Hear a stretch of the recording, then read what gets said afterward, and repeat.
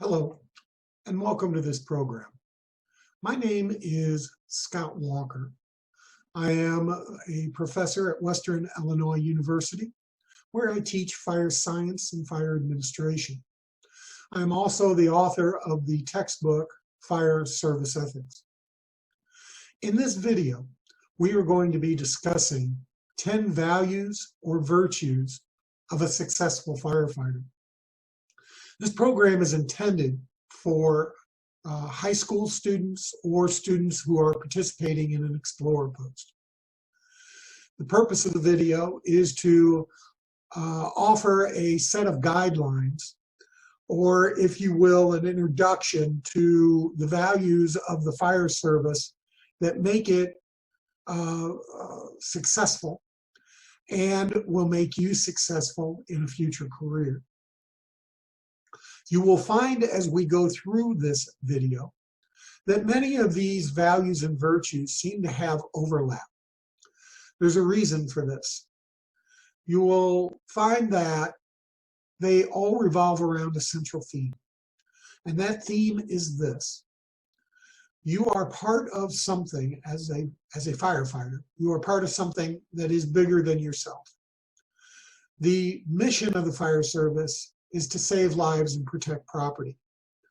It is kind of unique amongst any other type of career in that we endeavor to assist without charging a fee.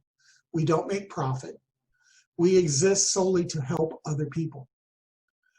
That mission sets a certain amount of ethical requirements that we need to be aware of. It also puts us in a position where society has given us a lot of leeway and a lot of privileges. We have also earned a tremendous amount of respect amongst the public, and we have to uphold that. So you, again, will find that there's a common theme that runs through these virtues. I hope you enjoy this presentation, and I hope you find it useful. I'll close with this last statement.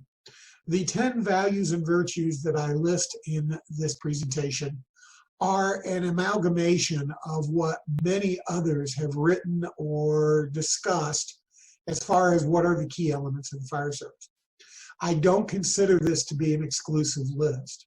In other words, if you feel that there are some values and virtues that you think are important, so be it. Certainly, there's room for your personal touch in building your value set. Also, there may be some here that you disagree with entirely.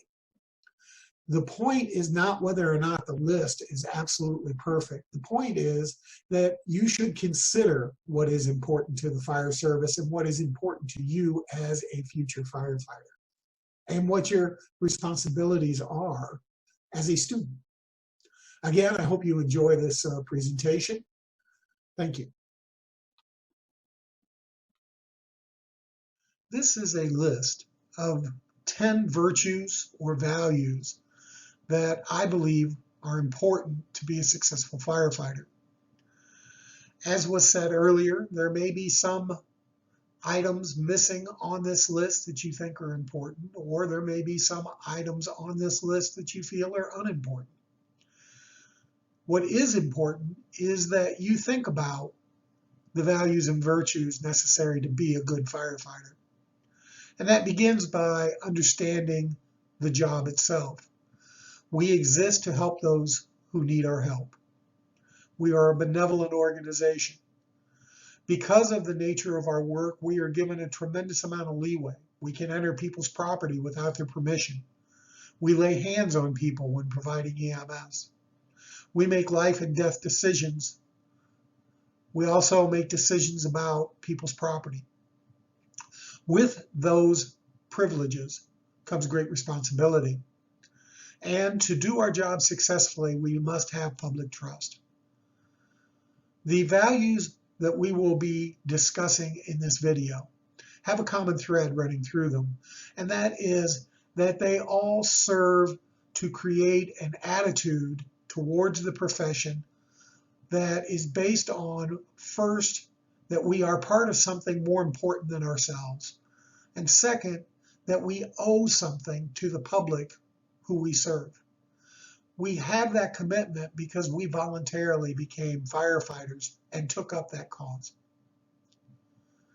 The 10 values I have listed here are integrity, humility, loyalty, intellectual curiosity, taking care of oneself, being team-oriented, having a spirit of generosity, dedication to the profession, obedience, and respect. I hope that you find this discussion, the ensuing discussion, useful and thought-provoking. In discussing the 10 virtues, generally, they're all of equal importance and they are in no particular order, with the exception of integrity. Integrity means a lot of things to a lot of people. Before you is a picture of Abraham Lincoln. He represents most of the concepts of integrity, such as standing by what you believe in, having the conviction or the courage of your convictions, to believe what is right and do what is right, regardless of the opinion of others or regardless of personal consequences, to have the integrity to do the right thing even when it's hard, of committing yourself to those things that serve a greater good. When I say that integrity may be the single most important virtue, it's because it affects every other virtue. If you have integrity, you will find that humility and loyalty and respect and dedication come naturally. Integrity is the basis for all moral action. Believing in something and having the moral strength to follow through on your beliefs is essentially the necessary quality of ethics. When we say the word loyalty, it usually comes to mind that we are loyal to a person. We're loyal to our family, we're loyal to our friends, we stand by our country and our fellow countrymen. But there is a larger definition of loyalty that I think is important, and that is that we first have loyalty to the mission of the fire service. The fire service exists to help people in need. The very motto of the fire service is to save lives and protect property. So our first loyalty is to that. We have voluntarily agreed to become firefighters, or we want to become firefighters. And when we take on that responsibility, people count on us to do our job. Very often, the things that they hold most precious in life are in our hands. So we have to be loyal to what it is we do for a living. Service is our first priority. And so we owe that to the public. And to be loyal to the public and to the mission of the fire service is to be loyal to the public. In a very real sense, the needs of the department are really secondary to the needs of the citizenry. It's common for firefighters to be loyal to their department and to their fellow firefighters. But understand that your first loyalty is always to your duty. And that duty is to save lives, protect property, and to help those who are in your need. Humility is often thought of as the opposite of pride. And that's really sort of a mistake. There's nothing wrong with being proud to be a firefighter. There's nothing wrong with being proud of your accomplishments. There's nothing wrong with being proud of the job that you do. Rather, humility is an understanding, a state of mind, if you will. To have humility means that you understand that there are some things that are more important than you, that your needs and wants are not at the center of the universe. It also means that you understand that there's room for self-improvement. Maybe you are a great firefighter or a great student or a great athlete, But to understand that there's always a way to be a better version of yourself is, in a sense, at the core of humility. And once we understand that we are not perfect, that as human beings we are flawed, and that there's always room for improvement, opens the pathway for empathy. Empathy means to be able to put yourself in someone else's place, to understand what they are feeling. To be a public servant, to go out of your way to help those who may not really deserve your help, to reach out and feel empathy for the drug addict, for the person who foolishly set their house on fire, or the person who got into a car wreck under the influence. To not judge, to reach out and help people because they're simply human, is that ability springs from an understanding that you yourself are not perfect and that there is room for them to improve just as there is room for you to improve. Also, humility means that you recognize that you not only have the opportunity to be a better version of yourself, but an obligation. And that means taking training seriously, taking care of yourself so that you're physically, emotionally better and better able to serve and help those in need. Humility, in a very real sense, is a core for all versions of self-improvement. You are looking at a picture of the National Fire Academy. I think the campus of the National Fire Academy represents something very special in the fire service. It is there for advanced learning. It's a place where fire officers, fire chiefs, and specialists go to receive advanced training. Understand that to be a firefighter means to be a lifelong learner. What we do as firefighters is a matter of life and death in many cases. In many, many cases, what we do will depend on whether or not people's valuables survive or not. We are caretakers.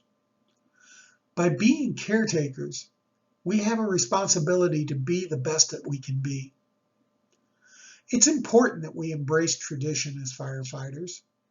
It is an identity that helps us to understand who we are, and it builds cohesion. But we should never let tradition interfere with our ability to adapt to new methods and technologies. We need to be able to wonder if there's a better way to do something. And we should never be afraid to explore ways to improve as firefighters. The pursuit of excellence demands growth. And no one ever became great by being stagnant.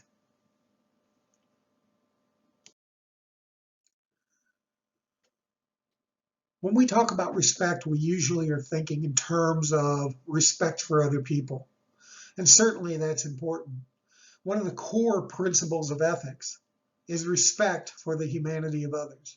To recognize that to be human means that they have certain rights. And one of the most fundamental of those rights is to be treated with dignity. We also, when we talk about the fire service, we should respect the mission of the career, the values of the career. You are a public servant as a firefighter. You are dedicated to helping those in need. You are dedicated to respecting the needs of others. We also respect the tradition of the fire service because that tradition gives us identity. That tradition gives us a sense of being. Most important, when we talk about ethics, is respect for oneself. The whole process by which good people do bad things, that process is known as cognitive disassociation or moral disassociation. It's a way to maintain self-respect when doing wrong things. If we respect ourselves and maintain respect for ourselves by treating ourselves correctly, by doing those things that allow us to look in the mirror in the morning and feel good about who we are, If we do those things, then we will be inherently ethical. Self-respect, defending one's honor, doing the right thing, gives us a sense of well-being. It makes us happier people. It makes us more ethical. So respecting others, respecting ourselves, respecting the career, the traditions of the career, and respecting the mission of the career are all vital to being a successful firefighter. The fire service prides itself on being a team-based organization. What does that really mean? Being a team player literally means that you are part of something that is more important than yourself, the team. That together you can accomplish more than you can as a collection of individuals. The nature of the fire service is that we provide services which are complicated, dangerous, and performed in difficult environments. I assure you that no one can do it alone. We must be able to work as a team in cooperation. One of the fundamental understandings of a team is that each person must contribute their part. The team depends on the individual. There's 1,000 different motivational sayings out there regarding teamwork, but one of the most useful is that a chain is as strong as its weakest link, and the team is as good as its weakest player. Don't be the weakest player. Do those things that you must do to be a good team member. First of all is competency. Know how to do your job and do your job.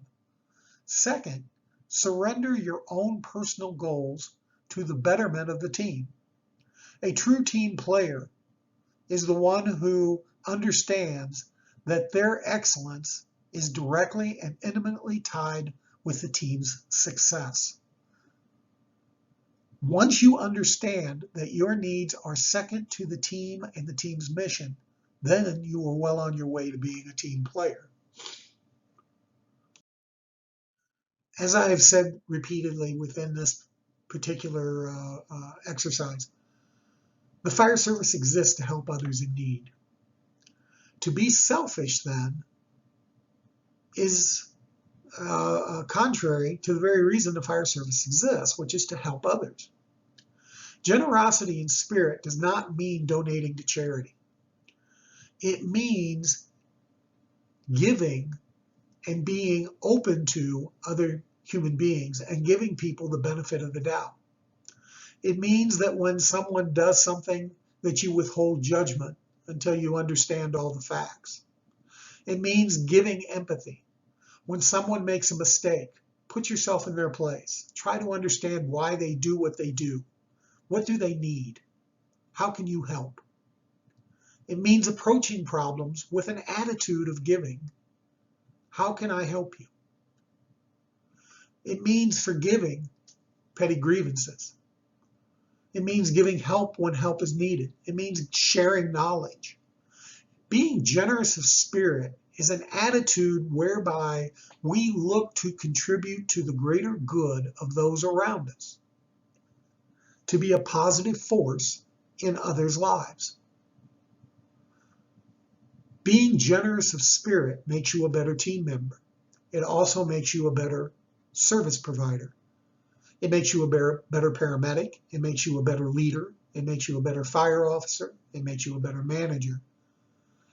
Caring, generously and genuinely caring about other people's well-being makes you human.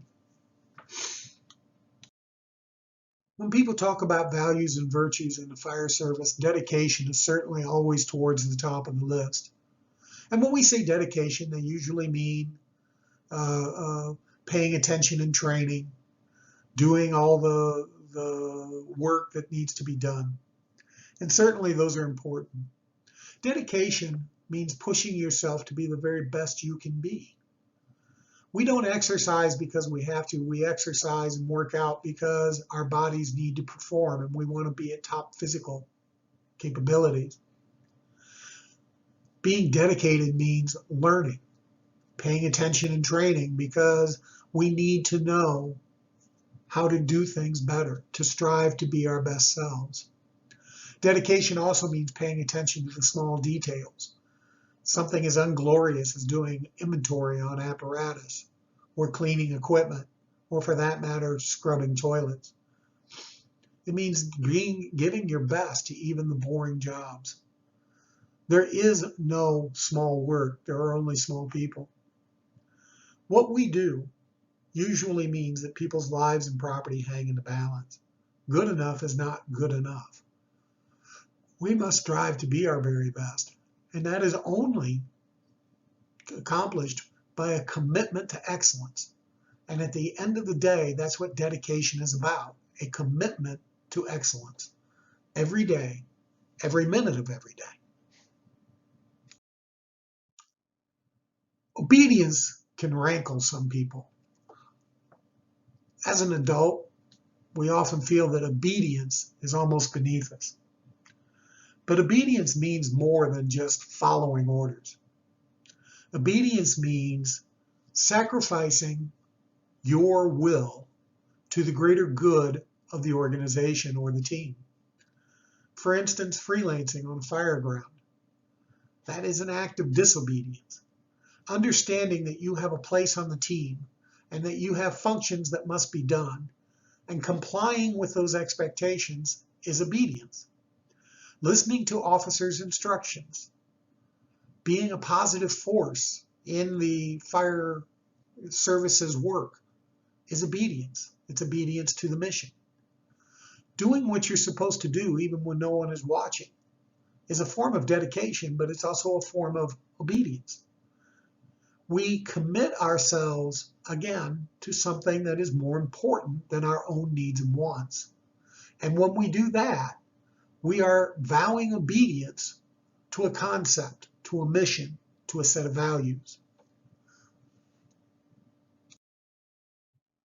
Self-care is a highly important value or virtue. Self-care works on the premise that you cannot fulfill your mission of helping others unless you are able to take care of yourself. Our job is physically and emotionally challenging. People depend on firefighters. We have to show up physically, emotionally, and intellectually at our best. Sleep, exercise, eating well, dealing with stress, and avoiding injury are all important factors in our ability to provide the life and death service that people expect from us. People depend on us. We have to be able to meet the challenges. To do that, we must take care of ourselves, not only physically, but also intellectually. We have to learn. We have to continue to grow as people. We also need to take care of ourselves emotionally. Stress is part of our world. Stress is part of our job. We have to be able to stay focused. We have to be able to stay committed. And to do that, we need balance in our lives. We need hobbies. We need positive relationships. We need to be able to be physically, emotionally, and intellectually at our best. And that means living a balanced, healthy lifestyle. Obviously, narcotics, alcohol, any sort of abusive actions that damage our bodies or our emotional state are a negative and should be avoided. And we should take positive steps in our diet and exercise routines and our lifestyle that keeps us at our best.